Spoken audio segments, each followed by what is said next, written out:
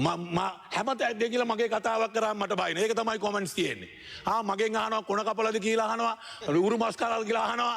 ඔව් මගේ කොන කපල තමයි තියෙන්නේ. කොන කපල ඔයගලන්ට පාන්ද? ඔව් ඔයගලන්ගේ කට්ටිය ගහන කොමන්ට්ස්. ඇටෙත් එක්කම පලා ගත්තා නම් තමයි හොඳ. ඇටෙත් එක්කම කපාගෙන පොඩි පොඩි කෑලි වලට කපලා අවුවේ දාලා හොඳට ලුණු දාලා දවසක් විතර තියලා මේ අවුවේ වේල ගන්න තමයි තියෙන්නේ. මේ මද්ද්‍රව්‍ය නාටකම නටන එක විසඳුම නෙමෙයි. දැන් ඔවුන් හිතනවා මං දිගින් දිගටම කිව්වා හොරු අල්ලලා හොරු ඉවර වෙන්නෙත් නැහැ. කුඩු අල්ලලා කුඩු ඉවර වෙන්නෙත් නැහැ. අනිවාර්යයෙන්ම දේශපාලනයට එන්න ඕන කියන හැඟීම මට ආවේ අර ඔබ සඳහන් කළ අපේ කඳවුරේ මිනිස්සු මගේ ඇස් දෙක මානේ බේරවැවට ඇදලා දාපු දවසේ. අපි මෙහෙම අසරණ වෙන්න ඕන දේශපාලන කඳවුරක් නෙමෙයි.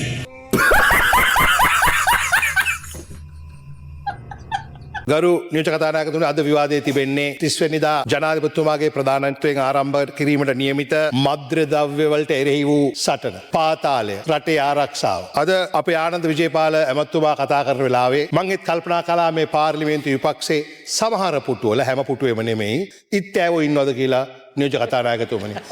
මොකද කතා කරගෙන අහන් ඉන්න බැරුව උඩ පයින් කීප දෙනෙක් හිටිය හැබැයි හැමෝම නෙවෙයි. ඉතින් මං හිතන්නේ පාර්ලිමේන්තු කාර්ය මණ්ඩලය දාලා එහෙම ඉත්‍යාව ඉන්නවා නම් අයින් කර ගන්න ඕනේ. නැත්තම් මොකද හේතුව? අපි පාතාලය නවත්තනවා පාතාලය මර්ධනය කරනවා කිව්වම ගුණ සම්පන්න ශිෂ්ට පුරවැසියෝ නම් කලබල වෙන්න ඕනේ නැහැ. අද අපිට මොන ආරක්ෂාවද තියෙන්නේ? දැන් අපිටත් ඔහම පපුවට වෙඩිල්ලක් තියලා මේ දිලිත් ජයවිරනොත් රොටියා කියලා කියයි.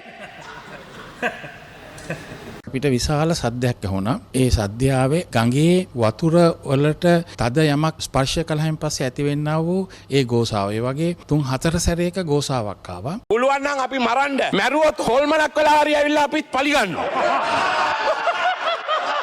හොල්මනක් වෙලා හරි ඇවිල්ලා අපි පුළුවන් නම් ඔයා අපිව මරන්න තමයි ප්ලෑන් කරන්නේ. ඔය ආරක්ෂාවත් අයින් කරලා පුළුවන් නම් ඔයා අපිව මරන්න.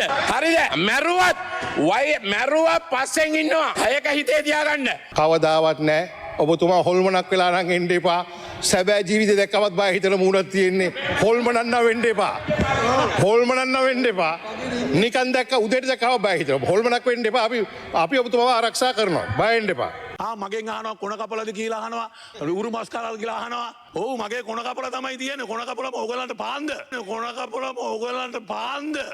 පක්ෂ මන්ත්‍රීවරු කළුවෙති වැලිගම ප්‍රාදේශීය සභාවේ සභාපති ලසන්ත වික්‍රමසේකර ඝාතනය කිරීමට විරෝධය දක්වමින් විපක්ෂ මන්ත්‍රීවරු පාර්ලිමේන්තුවේ ඊයේ පැමිණියේ කළු ඇඳුමෙන් සැරසී මේ ලංකාදීප පුවත්පතේ ඡායාරූපයක තමයි එලෙස සඳහන් කරන්නේ. මෙච්චර කල් පාර්ලිමේන්තුවට ආවේ කළු මිනිස්සු සුදු ඇඳන් කියලානේ කිව්වේ. දැන් ඔන්න කෙලින්ම කළු පාටෙන් නෑ. හැබැයි ලස්ස ඒ වගේ ෆොටෝ එකකට ඉන්නකොට විරෝධය පළ කරලා මූඩ් එක ෆික්ස් කරන්න ඕන. මොහොම ජොලියෙන් ආතල් එකේ ඉඳලා හරියන්නේ නෑ. පොඩ්ඩක් ඉන්න ඕන පොඩි ටිගස්මින් ටික පොඩි කේන්තියක් අරගෙන ශෝක බරිත මූණක් දාලා එහෙම ඉන්න ඕන. මේ නිකන් ෆොටෝ ෂූට් එකකට ගිහලා වෙඩින් එකෙන් පස්සේ වගේ.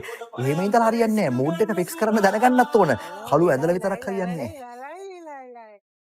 ඒ ප්‍රතිඵලය ගැන මම හිතන්නේ හැමෝම සන්තෝෂයිනේ.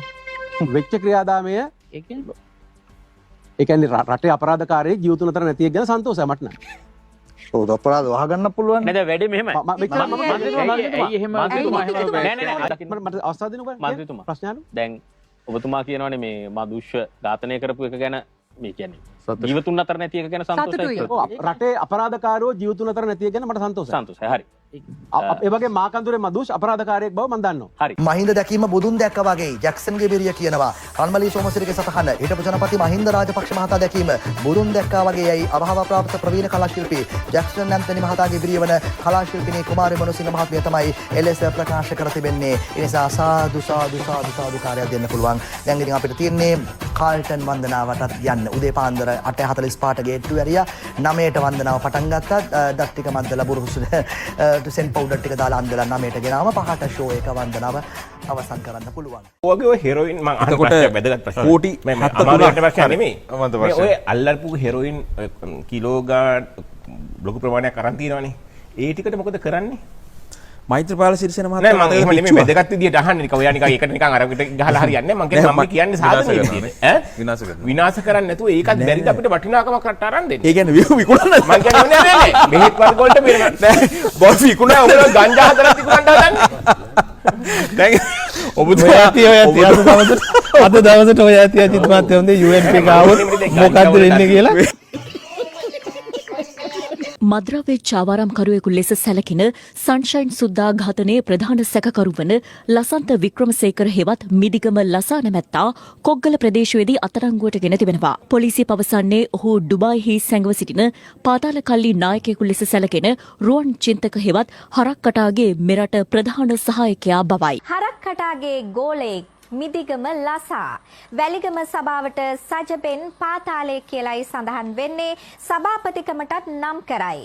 2018 එජාපේනුත් ඡන්දය ඉල්ලලා වැලිගම ප්‍රාදේශීය සභාව සඳහා සමගි ජන බලවේගයෙන් යෝජනා කර තිබෙන සමගි ජන බලවේගයේ අපේක්ෂකයා රටෙහි නමගිය පාතාල ක්‍රියාකාරිකයෙකු බවට හෙළිදරව් වී තිබෙනවා. මොහු නමින් ලසන්ත වික්‍රමසේකර වන අතර මිදිගම ලසා නමින් අන්වර්ථ නාමෙන් හඳුන්වනු ලබන්නේ මෙන්න මේ පුද්ගලයා බවයි හෙළිදරව් වෙන්නේ. දැන් පාතාලෙන්ද රට පාලනය කරන්නට සූදානම් වෙන්නේ කියලායි අපිට හිතන්න වෙන්නේ නේද සජිත්? 1948න් පස්සේ මේ රටේ අලුත් යුගයක් නිර්මාණය කරන්න නිර්මාණය කරේ මහින්ද රාජපක්ෂ. ඒ යුගය නිර්මාණය වුණා දෙවිදිහකට. එකක් තමයි මේ රටේ මුල් වතාවට බෝම්බයක් පිපිරෙන්නේ නැති, වෙඩිල්ලක් පිපිරෙන්නේ නැති, මිනිස්සු පාරේ මැරෙන්නේ නැති රටක් නිර්මාණය කරා මහින්ද රාජපක්ෂ 2005න් පස්සේ බලය අරගෙන. ඊට පස්සේ මහින්ද රාජපක්ෂ විශේෂයෙන්ම 2010න් පස්සේ 2015 වෙනකන් ලංකා ඉතිහාසයේ ශ්‍රීග්‍රතම සංවර්ධනය මේ රට අත් කරලා දුන්නා. එදායින් පස්සේ මේ රටේ ආයේ හරියම සංවර්ධනයක් සිද්ධ වුණේ නැහැ. මේ මිනිත්තු දෙක පව් මේ රටේ මිනිස්සු දන්නවා. මේ රටේ මිනිස්සු නෑ මේ රටේ මිනිස්සු ගොඩක් දේවල් මහත්තයම තමයි මේ මිනිස්සුන්ට කොකා පෙන්නුවේ. කළු ආර්ථිකයක් හැදුව ඔබ යා නායකයා.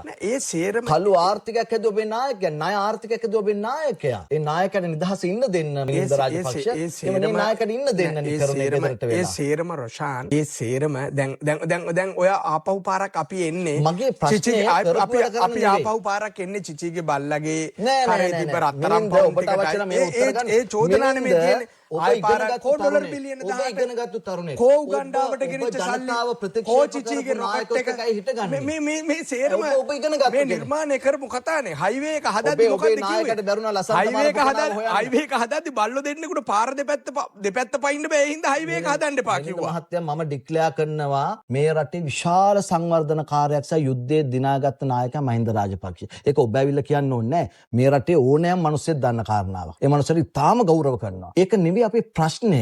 දැන් රටපත් වෙලා තියෙන තත්ත්වෙන් ඉස්සරහට යන්න. අපිට මහින්ද වන්දනාව ඕනේ නැහැ. වික්‍රමසිංහ වන්දනාව ඕනේ නැහැ. ප්‍රේමදාස වන්දනාව ඕනේ නැහැ. අනුර කුමාර දිසානායක වන්දනාවත් ඕනේ නැහැ. අපට ඕනේ රට හදන වන්දනාවක්.